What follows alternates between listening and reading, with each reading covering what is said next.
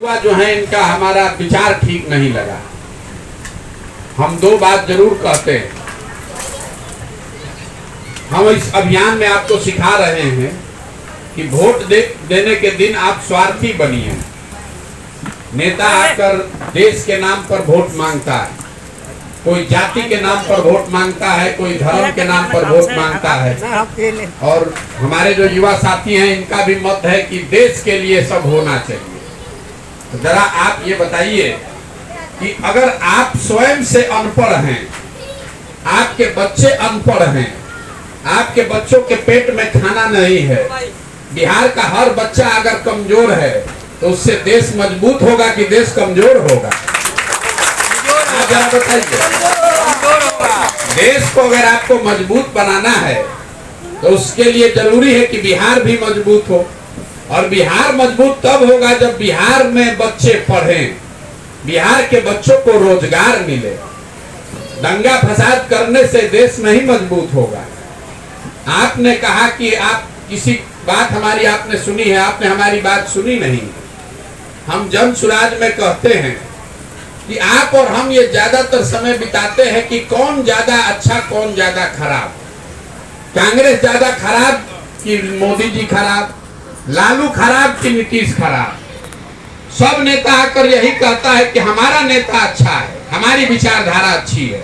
हम आपको उल्टा बात बता रहे हैं। हम ये कह रहे हैं कि मान लीजिए कि सब लोग अच्छा है, मान लीजिए कि 40-50 वर्ष कांग्रेस का शासन यहाँ था तो कांग्रेस ने बहुत अच्छा काम किया। यही ना दावा करेगा गांधी परिवार के हम बहुत अच्छा काम किए, मान लीजिए। उसके बाद लालू जी का शासन रहा 15 साल। लालू जी का दावा है कि भाई हम काम किए चाहे नहीं, गरीब को, सामाजिक तौर पर पिछड़े हुए लोगों को हमने आवाज दे दी, इसको भी मान लीजिए। फिर नीतीश जी का 17 साल से शासन है, वो कह रहे हैं कि हम बिजली पानी सड़क लाए, हम बिहार में बहुत विकास कर लिए, इसको भी सही मान लीजिए। 9 वर्ष से मोदी जी प्रधानमंत्री हैं, देश का विकास कर रहे हैं तो अपने हिसाब से बिहारों का विकास किए होंगे, तो इसको भी सही मान लीजिए। लेकिन अगर सबके बात को सही मान लिया जाए, जो जितना दावा कर रहा है सबको सही मान लीजिए, तो भी यहाँ बैठा हुआ कौन आदमी इनकार कर सकता है कि बिहार देश का सबसे गरीब राज्य है कि नहीं है? आप सबसे पिछड़े हैं, आपके बच्चे सबसे ज्यादा अनपढ़ हैं, बिहार में सबसे ज्यादा भूखमरी और बेरोजगारी है। इससे तो कोई इनकार नहीं कर सकता है। कोई नहीं कर सकता। तो काहे के लिए दिमाग अपना माथा फोड़ रहे हैं, आपस में लड़ रहे हैं कि हमारा नेता अच्छा कि हमारा नेता अच्छा? अगर सबका नेता अच्छा, जो जिसने काम किया और जो करने का दावा किया, सबको सही मान भी लीजिएगा, तो भी इस बात से कोई इनकार नहीं कर सकता है कि देश में बिहार हर मामले में सबसे फिसड्डी, सबसे निचले स्थान पर है। तो जिसको थोड़ा बहुत भी समझ है उसको ये पता चलेगा कि भैया जिस रास्ते पर हम लोग 40-50 साल से चल रहे हैं, चाहे आप भाजपा के समर्थक हैं कि कांग्रेस के, लालू के कि नीतीश के, इस रास्ते पर चल के तो हम लोग का भला होने वाला नहीं है। अगर होने वाला रहता तो 50 वर्ष में नहीं हो जाता। तो कहीं ना कहीं गलती ऐसी है जो हम लोग के पकड़ में नहीं आ रही, और वो गलती भाजपा, लालू, नीतीश, प्रशांत किशोर और कांग्रेस में नहीं है, वो गलती समाज में है। हम लोग 5 वर्ष बैठ के बात करते हैं कि यहाँ पर भ्रष्टाचार है, आप सुबह से बता रहे हैं कि आपके पास रोजगार नहीं है, आपके बच्चों के पास खाने का साधन नहीं है, आपके बच्चों के लिए पढ़ाई नहीं है, आपके घरे घर से सवांग 10,000 15,000 रुपए के रोजी रोजगार के लिए दूसरे जगह जाके मजदूरी कर रहा है। लेकिन जब वोट होगा तो ये सब बात आप भूल जाइएगा। वोट के दिन बिहार के आदमी को 4 गो बात याद है कि हमारा जात क्या है, कौन हमारा जात का नेता खड़ा है। वो नेता चोर है, बदमाश है, काम किया है नहीं किया, इससे आपको मतलब नहीं है। आपको मतलब है कि हमारे जात का जो नेता है हम उसको वोट देंगे। एक दूसरा वर्ग है, हमारे ये युवा साथी बैठे हुए हैं, जिसको ये राष्ट्रवाद के नाम पर, हिंदू होने के नाम पर वोट देना है। इनको पढ़ाई नहीं चाहिए, इनको रोजगार नहीं चाहिए, इनको मतलब ये व्यक्ति की बात नहीं कर रहे हैं। एक वर्ग है जिसको पढ़ाई रोजगार से नहीं मतलब है, उसको मतलब है कि भैया हिंदू होना चाहिए। तो हम लोग हिंदू नहीं हैं, हम लोग मुसलमान हैं। अरे भाई हिंदू आपको होना है, लेकिन पेट में खाना भी तो चाहिए, बच्चे के लिए पढ़ाई भी तो चाहिए। आपको अपने जात का गौरव है, कोई बात नहीं है, लेकिन जात से तो पेट नहीं ना भरेगा।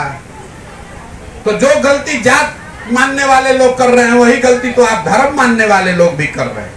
लालू जी का समर्थक जात के नाम पर अंधा बना हुआ है और भाजपा का समर्थक धर्म के नाम पर अंधा बना हुआ है। दोनों तो गलती कर रहे हैं। अपने बच्चों की चिंता तो कोई नहीं कर रहा है बिहार में। तो 5 बरस आप अपने बच्चों की अपनी तकलीफ की बात करते हैं। अब वोट होता है तो वोट दीजिएगा जात पर, वोट दीजिएगा हिंदू मुसलमान पर। आज जो दोनों से बच गया, जिसको जाति धर्म से नहीं मतलब है, उसको खाली इससे मतलब है कि भैया कुछ हो जाए, लालू नहीं आना चाहिए। लालू जी का जो राज था, बड़ा जंगल राज था, वहां पर बहुत अपराध था।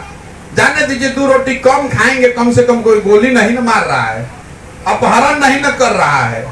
तो लालू जी के डर से जाके भाजपा को दे देता है वोट। और चौथा, यहाँ हम लोग के मुसलमान भाई लोग हैं, ये लोग एकदम संकल्प लिया है कि जिए चाहे मरे, भाजपा से कोई अगर साधु भी खड़ा हो जाए तो उसको वोट नहीं देंगे। हमको वोट उसी को देना है जो भाजपा को हराए। वो आदमी चाहे चोर है, बदमाश है, डकैत है, जो भी भाजपा को हराएगा उसी को वोट देंगे। आप ईमानदारी से बताइए, इसी 4 चीज पर हम लोग वोट दे रहे हैं। काहे के लिए झूठ मूठ का लंबा लंबा गाना गा रहे हैं? आप एनआरसी या राष्ट्रवाद की बात कर रहे हैं। एनआरसी को आपको समझ है नहीं कि आपने कहा कि देश में आतंकवादी आ जाएगा, इसलिए एनआरसी लागू किया जा रहा था।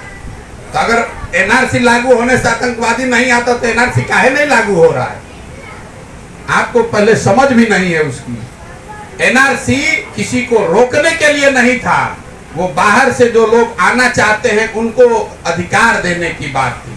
और विरोध इस बात के लिए है कि अगर आप बाहर से एक धर्म के लोग को लाकर अधिकार दे रहे हैं, तो भारत की जो अपनी सभ्यता रही है वो ये बताता है कि जो भी हमारे यहाँ शरण लेने आए, आपके गांव में, आपके पंचायत में जो भी आपसे शरण लेने आए, आपसे मांगे मदद, उसकी जाति धर्म देखे बगैर उसकी मदद की जाए। एनआरसी कहता है कि नहीं, मदद सिर्फ उसकी की जाए जो बाहर हिंदू है, और वो भी खाली जो अफगानिस्तान और बांग्लादेश में है। तो आपको समझ नहीं है। आपने अगर आप ही की बात सब सुनना चाहते थे, आप ही को माइक दे देते हैं।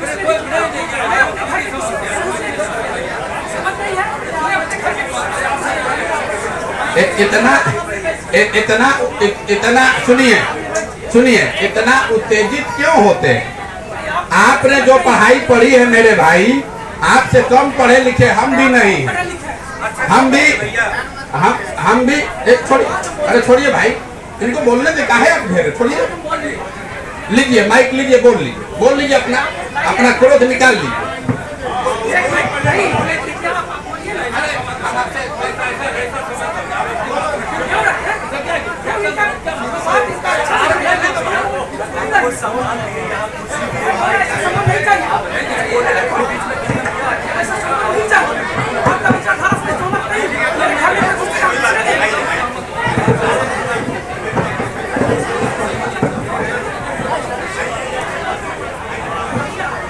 देखिए,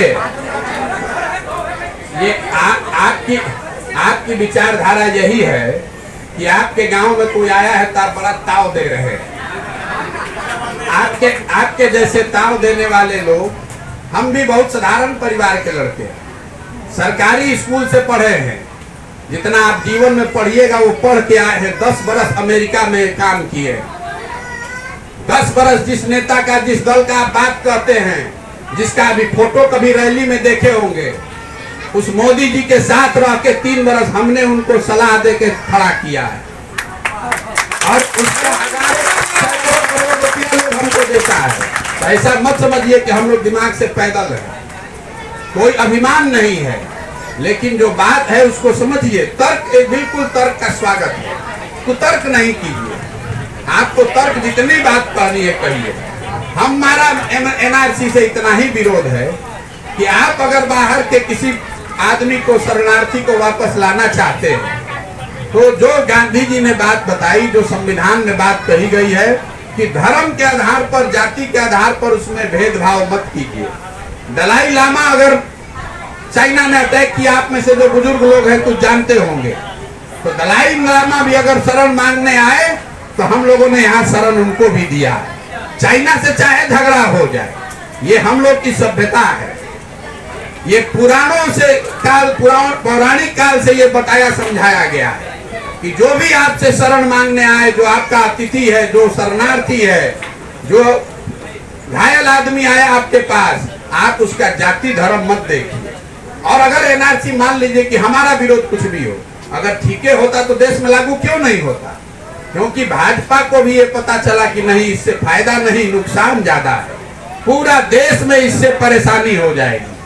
असम में एनआरसी लागू किया गया, कितना जानते हैं? असम में एनआरसी लागू किया गया पहली बार, वहां 12.5 लाख हिंदू के पास पेपर नहीं है। सोचे कि आप बांग्लादेशी निकालिएगा, लेकिन जब पेपर मांग रहे तो हिंदू मुसलमान सबसे पेपर मांगिएगा, तो 12.5 लाख तो हिंदुओं के पास पेपर नहीं है कि हमारे दादा कहां से आए थे। इसीलिए किसी मुसलमान को नहीं आप हटा पा रहे। ये बात हिंदू मुसलमान की नहीं है। आप अपने गांव में सबसे अगर पेपर मांगने लगा जाए कि आप बताइए कि आपके दादाजी कहां से आए थे, तो कितना गरीब आदमी है, उसका तो छप्परे नहीं हो, बेचारा पेपर कागज कहां से लाएगा? तो आप थाना में घूमते रहिए, आप थाना में घूमते रहिए। एक राशन कार्ड बनाना है तो 4000 रुपया लग रहा है।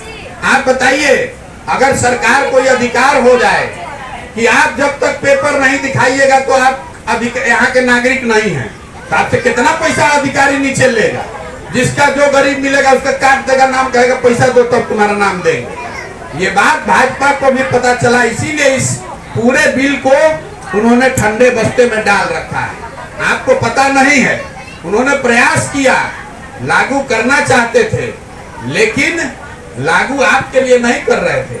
जो बांग्लादेश से शरणार्थी आए थे उनको नागरिकता देने की बात है, लेकिन देश में 80 करोड़ 140 करोड़ आदमी है, सबका पेपर अगर मांगा जाए तो यहाँ जितने लोग बैठे हैं कोई पेपर दे पाएगा? हम लोग अपना पेपर नहीं है। हमारे दादा कहाँ आए थे, दादा के परदादा भारत में पैदा हुए थे, कहाँ से पेपर लाइएगा गरीब आदमी? इसीलिए सरकार को ये बात समझ में आई। जैसे उन्होंने किसान कानून लागू किया भाजपा ने, लेकिन किसानों ने विरोध किया तो उस कानून को वापस ले लिया। उसी तरह एनआरसी उन्होंने लागू करने की कोशिश किया, जब विरोध हुआ, नीचे पता चला कि भाई इससे तो हिंदू मुसलमान नहीं, इससे तो गरीब आदमी को दिक्कत है। अब सब काम मजदूरी छोड़ के दिन भर पेपर लेके सीओ के ऑफिस में खड़ा हुई है कि हमारे दादा यहीं पर पैदा हुए थे। कि कौन करना चाहता है बताइए न जरा? आपको झूठों बरगला दिया है, वो पकड़ा दिया, इसी से हिंदू का भला होगा, झंडा लेके घूमे जा रहे। खैर, हम ये एनआरसी का बात करने के लिए अभियान नहीं कर रहे हैं, वो चीज खत्म हो गई। 2 साल पहले बात थी, उसका जरूर विरोध था। विरोध का क्या आधार है वो भी हमने आपको बताया, लेकिन ये जरूरी नहीं है कि आप हमारी बात मान लीजिए। अगर आप एनआरसी के समर्थन में है तो रहिए समर्थन में, हमको क्या दिक्कत है? लोकतंत्र है, हर आदमी तो एक ही बात नहीं मान लेगा। आपको स्वतंत्रता है अपनी बात रखने का, अपनी बात मानने का। हमको जो भगवान ने शक्ति बुद्धि दिया है, हम अपनी बात रख रहे हैं। हम जन सुराज में, कल किसी ने पूछा आपका विजन क्या है? यहाँ पर हम चल कर आए थे तो कुछ लोग तर्क कर रहे थे कि अपना विजन बताइए, कैसे बिहार सुधारिएगा। तो हम जो 10 साल में काम किए, जितने नेताओं के साथ, दलों के साथ, अलग अलग राज्यों में देश विदेश काम किए, हमने देखा कि भैया चुनाव जीतने से समाज नहीं सुधरता है। चुनाव तो हम बिहार में अभी आगे जीतेंगे हारेंगे छोड़िए, 2015 में तो हम जीते थे ना बिहार में, हम बिहार को सुधार पाए। कल किसी बुजुर्ग ने कहा बंगाल में मदद किए, तो ठीक बात है, तो बंगाल हम जीत गए तो बंगाल सुधर गया। 10 साल हमने काम करके देखा, चुनाव जीतने से सरकार अच्छी हो जाए ये जरूरी नहीं है, समाज अच्छा हो जाए जरूरी नहीं, इसलिए उस काम को छोड़ दिए। और छोड़कर अब जो प्रयास कर रहे हैं कि नहीं, जब तक समाज नहीं समझेगा, जब तक समाज के स्तर पर चेतना नहीं आएगी, तब तक आप बढ़िया राजनीतिक व्यवस्था नहीं बना सकते। हम रोज उदाहरण देके समझा रहे हैं कि अगर मुखिया के चुनाव में 500 रुपया लेकर आप वोट दे रहे हैं, मुर्गा भात खाकर वोट दे रहे हैं, तो आप बढ़िया मुखिया का चुनाव कैसे कीजिएगा? कभी नहीं हो सकता है। जो मुखिया मुर्गा भात खिला के और पाउच पिलाकर आपको वोट लेकर जीत कर आएगा, वो तो चोरी ही करेगा, वो तो हरिश्चंद हो नहीं सकता है। इसीलिए हमने अपने जीवन के लिए तय किया है। आपको मानना है मानिए, नहीं मानना है मत मानिए। हमने कोई दल बनाया नहीं है, हम आपसे वोट मांग नहीं रहे। हमने अपने जीवन के लिए तय किया है कि हम गांव-गांव जाएंगे और लोगों को ये समझाएंगे कि आप अपने और अपने बच्चों की चिंता कीजिए। ये आपकी सबसे पहली जिम्मेवारी है। आपने अगर बच्चा पैदा किया है तो उसको 15 साल 16 साल का हो गया, उसको मजदूर मत बनाइए, उसको पढ़ाइए। अगर पेट काटना भी है तो उसको पढ़ाइए। अब पेट काटने के बाद छोड़ दीजिए, यहाँ लड़का भेजिए रहे आप स्कूल में खिचड़ी खाने के लिए। आप पढ़ाई करने के लिए लड़का भेजिए नहीं रहे स्कूल में, आप स्कूल में बच्चा भेज रहे हैं कि जाए और खिचड़ी खा के आए। तो जब आपका बच्चा पढ़ेगा नहीं, खिचड़ी खाएगा, तो मजदूर नहीं बनेगा तो कलेक्टर बनेगा। इतना बात तो बुझाना ना चाहिए। तो मेरा विजन यही है कि बिहार के गांव-गांव जाएं, लोगों से मिले, आपको हाथ जोड़कर ये समझाएं कि भैया ऐसा है, अगर आप अपना और अपने बच्चों का चिंता नहीं कीजिएगा तो कोई विचारधारा, कोई दल, कोई नेता आपकी चिंता नहीं करेगा। क्या करेगा भाई? हमने कल भी उदाहरण दिया, लालू जी का लड़का देखिए 10वां नहीं पास है, लेकिन लालू जी चाहते हैं कि हमारा लड़का मुख्यमंत्री बने, और इसमें कोई दिक्कत भी नहीं है। सब आदमी को चाहत है कि हमारा लड़का बढ़ जाए। लालू जी का लड़का 9वां 10वां नहीं पास है इससे और मुख्यमंत्री बनना चाहता है, इससे दिक्कत नहीं है। दिक्कत इस बात से है कि आपका लड़का 10वां पास कर लिया, MA कर लिया, BA कर लिया, उसको चपरासी का भी नौकरी नहीं है और आपको उसका चिंता नहीं है। आप जात के नाम पर जाकर लालू जी को वोट दे रहे हैं। तो जब आपको अपने बच्चे की चिंता ही नहीं है तो लालू जी आपके बच्चे का चिंता करेंगे? बहुत आदमी कहता है कि यहाँ सब जाते पर हो रहा है, सब नेता जात का राजनीति करता है। तो हम आपका वो भी भ्रम दूर कर देते हैं। बिहार में कोई नेता जात का राजनीति नहीं कर रहा है। अभी आपको उदाहरण देकर समझा देते हैं। आपसे पूछेंगे जात का राजनीति कौन कर रहा है, तो आप कहिएगा लालू जी जात का राजनीति करते हैं। हम आपको कह रहे हैं कि लालू जी जात का राजनीति नहीं करते। लालू जी अगर जात का राजनीति करते तो ये न कहते भैया कि जो यादव समाज में सबसे काबिल आदमी है वही बिहार का मुखिया बनेगा, और सब यादव जी लोग आप लोग वोट हमको लालटेन पर दीजिए। लालू जी नहीं न कह रहे हैं। लालू जी कह रहे हैं कि हमारा लड़का बिहार का मुखिया बनेगा और सब यादव जी लोग आप लोग वोट हमको लालटेन पर दीजिए। जात का राजनीति कहाँ हुआ? ये तो परिवार का, बेटे का राजनीति हुआ। और लालू जी अकेले हैं? मांझी जी है तो यही कह रहे हैं, कोनो पंडित का नेता है तो यही कहेगा, भूमिहार राजपूत का नेता है, कुशवाहा का नेता है तो यही कहेगा कि हम रहेंगे, हमारे बाद हमारा लड़का रहेगा, हमारे जात का सब लोग तुम लोग हमको वोट दो। तो नेता जात का राजनीति कहाँ कर रहा है? नेता तो अपना और अपने बेटे का राजनीति कर रहा है। जात में तो हम और आप अधूरा है। नेता कहाँ जात का राजनीति कर रहा है? साहब को हाथ जोड़ के यही समझा रहे हैं कि भैया नेता तो बहुत अपना लड़का का चिंता कर लिया, एक बार जीवन में आप भी अपने बेटा का चिंता कर लीजिए। नहीं कीजिएगा तो इसी दुर्दशा में जीवन बीतेगा। 5 वर्ष बतियाइएगा, आपका लड़का बीमार पड़ेगा तो नेताजी नहीं आएंगे बचाने, आपके चाहे जात के हैं कि आपके धर्म के हैं। आपका लड़का जो मजदूरी करने गया है, 15,000 रुपया के लिए अपना शरीर गला रहा है, उसको ना मोदी जी नौकरी देंगे ना लालू जी देंगे। वो तो 10 घंटा उसको अपना शरीर उसी को गलाना पड़ेगा। आपका बच्चा अगर नहीं पढ़ता है तो उससे नेता को दिक्कत नहीं है। लालू जी का तबीयत खराब हुआ तो गए सिंगापुर में इलाज कराने। आपके घर में कोई इलाज कर अगर बीमार पड़ जाते यहाँ से समस्तीपुर नहीं जा पाइएगा। जात के नाम पर, धर्म के नाम पर आप जाकर वोट दे रहे हैं तो आपका दुर्दशा नहीं होगा तो किसका दुर्दशा होगा?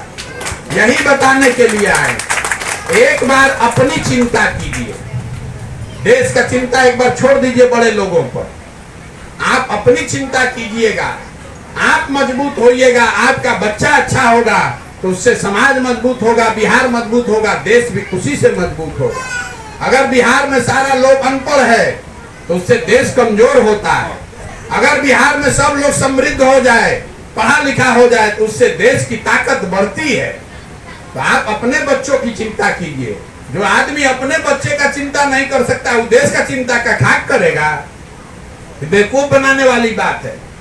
आप अपना ठिकाने नहीं है, अपने बच्चा के शरीर पर कपड़े नहीं पहना पा रहे हैं, देश भर को कपड़ा पहना दीजिएगा? ये संभव है कभी? तो अपनी चिंता कीजिए। ये जो अभियान है आपको ठीक लगे या गलत, हम आपको इतना ही बता रहे हैं कि आपको हाथ जोड़ रहे हैं कि अपने बच्चों की चिंता कीजिए।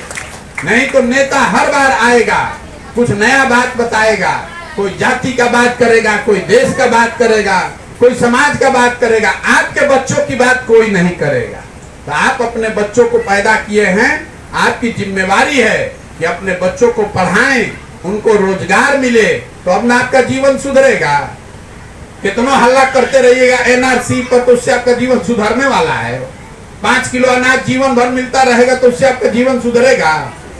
हमारे अपने दादा बैलगाड़ी चलाते थे, मजदूर थे, इतना गरीब थे कि अपना सब बच्चा में एक वो बच्चा को पढ़ा सकते थे। हमारे बाबूजी को उन्होंने पढ़ाया तो हमारे बाबूजी डॉक्टर बने। हमारे पिताजी ने हमको पढ़ाया है तो अब ना हम खड़ा होकर भाषण दे रहे हैं। जब आपका बच्चा आप पढ़ाइए नहीं रहे तो आपका भला कैसे होगा? नहीं होगा। यही बात बताने आए हैं। आपको ठीक लगे तो बहुत अच्छा है, और न ठीक लगे तो जिस दल में आप है रहिए, हमको क्या दिक्कत है? हम आपसे वोट